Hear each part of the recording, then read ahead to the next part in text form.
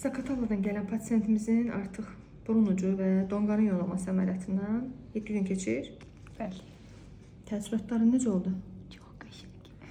Buradan qeyd edeyim ki, pasientimiz yerli keyitmə deyil, sedasiya ilə əməliyyat olunmuşdu. Bu da sırf pasientin və bizim ortaq verdiyimiz bir qərardır. Çünki hər adamın həssaslığı və ağrıya dözümlüyü eyni dərəcədə olmadığına görə və işin çox azlığından asılı olaraq bəzi pasientlərə sedasiya məsləhət görülür. Pasientimiz də həssas idi.